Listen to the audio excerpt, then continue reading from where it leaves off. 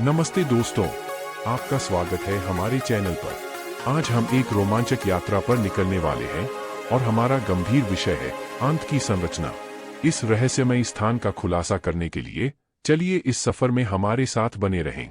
छोटी आंत small intestine और बड़े आंत लार्ज इंटेस्टिन के अंतःस्रावी भागों को संयोजनात्मक रूप से आंत कहा जाता है। यह शिशुओं और वयस्कों के शारीरिक पाचन तंत्र का एक महत्वपूर्ण हिस्सा है। यहाँ दोनों आंतों के अंतर्गत भागों के बारे में जानकारी दी जा रही है। यह शारीरिक रूप से लगभग 20 फीट लंबा होता है। डुओडेनम छोटे आंत का पहला और सबसे छोटा हिस्सा होता है, जो पाचन प्रक्रिया का आरंभिक चरण होता है। यह छोटे आंत के शुरुआती हिस्से में स्थित होता है और अपने आकार में छोटा होता है, लेकिन इसका महत्व पाचन प्रक्रिया में महत्वपूर्ण होता है। डुओडेनम के मुख्य कार्य कई होते हैं, जिनमें पाचन जूसों को संवेदनशील करना। डुओडेनम में पाचन जूसों को संवेदनशील बनाया जाता है, जो प्रोटीन, कार्बोहाइड्रेट्स और अन्य पोषक तत्वों के पाचन में मदद करते हैं। पाचन जूसों को संग्रहित करना। यहाँ पाचन जूसों को संग्रहित किया जाता है ताकि यह आगे के आंतों में निरंतर प्रयोग के लिए उपलब्ध रहे। आहार के पोषक तत्वों को अवशोषित करना। डुओडेनम में पाचन के प्रक्रियाओं के दौरान पोषक तत्वों को उत्कृष्ट स्तर पर अवशोषित किया जाता है। पाचन प्रक्रिया को समर्थित करना। यहाँ पाचन प्रक्रिया को समर्थित किया जाता है और अन्य आंतों के लिए पोषक तत्वों को स्थानांतरित किया जाता है। इस रूप में डुओडेनम छोटे आंत की महत्वपूर्ण भूमिका निभाता है, जो पाचन प्रक्रिया का महत्वपूर्ण हिस्सा है। जेजन छोटे आंत का दूसरा हिस्सा होता है, जो डुओडेनम के बाद आता है। यह भाग छोटे आंत का मध्यम भाग होता है और प्रमुखतः पोषण तत्वों को अवशोषित करने में विशेषज्ञ होता है। जेजन के मुख्य कार्य कुछ इस प्रकार होते हैं। पोषण तत्वों का अवशोषण। जेजन में पोषण तत्वों को अधिक संवेदनशील बनाया जाता है, जिससे वे शरीर में अधिक संभवतः अवशोषित हो सकें। आंतरिक सतह का बढ़ावा। यहाँ अधिक सतह उपलब्ध होती है, जिससे पोषण तत्वों के अवशोषण की सुविधा बढ़ जाती है। पोषण तत्वों के पारदर्शी अवशोषण। जेजन में पोषण तत्वों का पारदर्शी अवशोषण होता है, जिससे यह उन्हें वस्त्रकोश में प्रवेश करने के लिए तैयार करता है।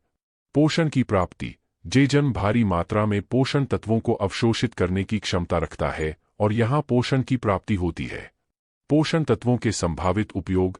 जेजन में पोषण तत्वों के संभावित उपयोग का विकास होता है, जो कि शरीर के विभिन्न हिस्सों में उपयोगी होता है।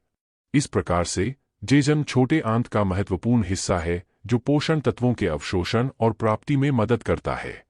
इलियम छोटे आंत का तीसरा और अंतिम हिस्सा होता है, जो जेजन के बाद आता है। इसका मुख्य कार्य पोषण तत्वों को अवशोषित करना और पाचनात्मक प्रक्रियाओं को समर्थित करना है। इलियम के मुख्य कार्यों में निम्नलिखित शामिल हो सकते हैं। पोषण तत्वों के अवशोषण। इलियम में पोषण तत्वों को अवशोषित किया जाता है और उन्हें शरीर में अवशोषित किया जाता है। विभिन्न आहार उत्पादों को अवशोषण। यहाँ विभिन्न पोषण तत्वों के अवशोषण के साथ साथ आहार उत्पादों का अवशोषण भी होता है। पोषण तत्वों का संरक्षण।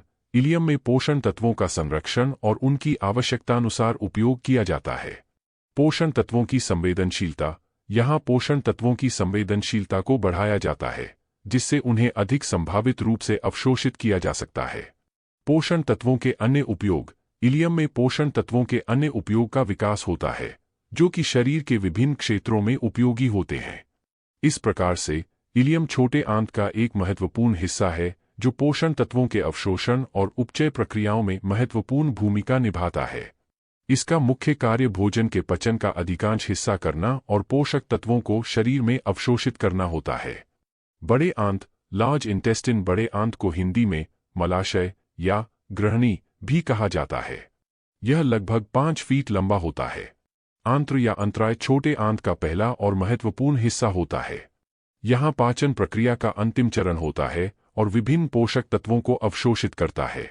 आंत्र की दीवार बहुत सूक्ष्म होती है ताकि उसमें पोषक तत्वों को शरीर के विभिन्न भागों में संवेदनशीलता से अवशोषित किया जा सके।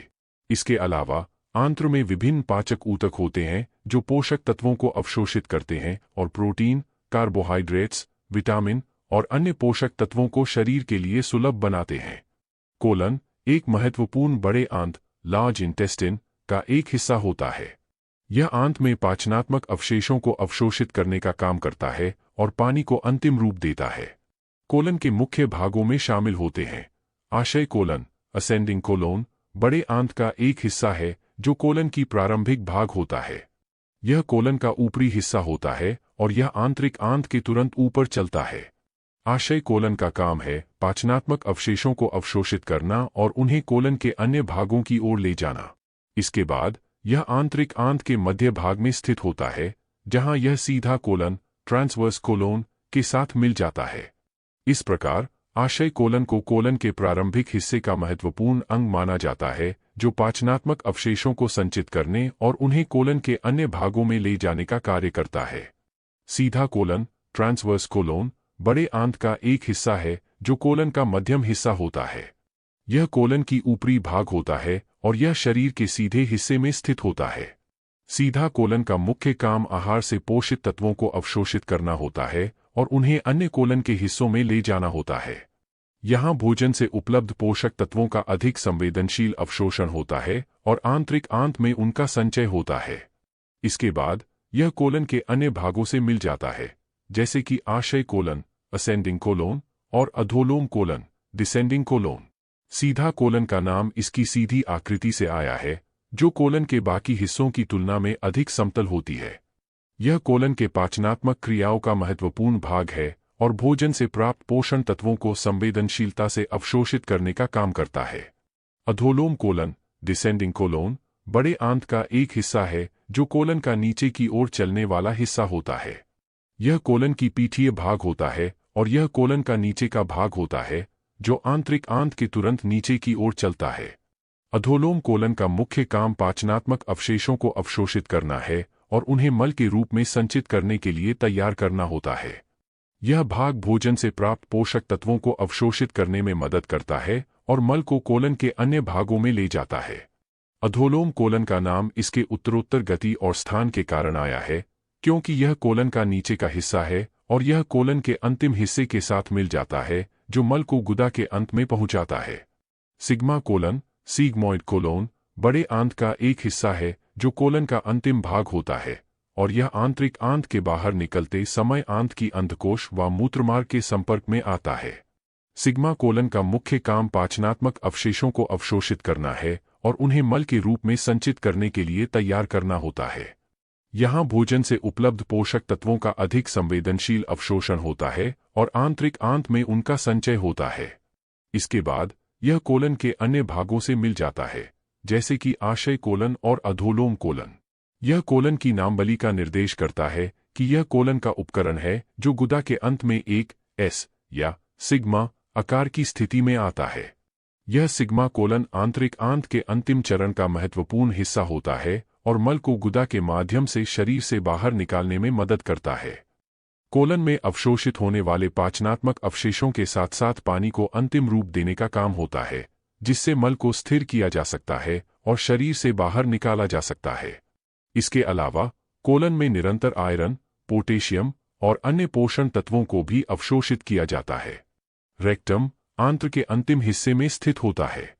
यहाँ मल को संचित करने का काम करता है और उसे अंतिम रूप देने के लिए तैयार करता है। रेक्टम मल को संचित करने के लिए एक विशेषाधिकार के रूप में काम करता है और जब रेक्टम भर जाता है तो यह मल को गुदा के माध्यम से शरीर से बाहर निकालने के लिए यात्रा करता है। इसका मुख्य काम मल को संचित करना और यह बिना विलंब के बाहर निकलने के लिए उसे तैयार करना होता है। एनल, एनस, शरीर का एक महत्वपूर्ण हिस्सा है जो गुदा के अंत में स्थित होता है। यहाँ मल को शरीर से बाहर निकालने का काम करता है। गुदा के अंत में एक छोटा सा छेद होता है जिसे एनल कहा जाता है और यहाँ से मल शरीर से बाहर निकाला जाता है। एनल में स्फिंक्टर मस्तिष्क होता है जो मल को नियंत्रित करने में मदद करता है, जिससे मल उचित समय पर निकाला जा सके। एनल मल के निर्वाह का मुख्य माध्यम होता है और यह पाचन तंत्र का अंतिम हिस्सा होता है। इन चारों हिस्सों का मिलकर नामांतरण कोलोन आंत्र रेक्टम और गुदा नलिका कहा जाता है और ये शरीर के पाचन तंत्र का महत्वपूर्ण हिस्सा होते हैं। इसका मुख्य कार्य उपचय किए गए भोजन के अवशेषों को समय समय पर निकालना, पानी को अवशोषित करना और मल के रूप में विषैले अवशिष्ट को निकालना होता है। ये आंतरिक अंग शरीर में खाद्य सामग्री को निगलने, पाचन करने और पोषक तत्वों को अवशोषित करने का महत्वपूर्ण कार्य करते हैं। धन्यवाद दोस्तों। यदि आपने अभी तक हमारे चैनल को सब्सक्राइब नहीं किया है तो कृपया इसे सब्सक्राइब करें ताकि आप हमारे आगामी वीडियो से अपडेट रह सकें।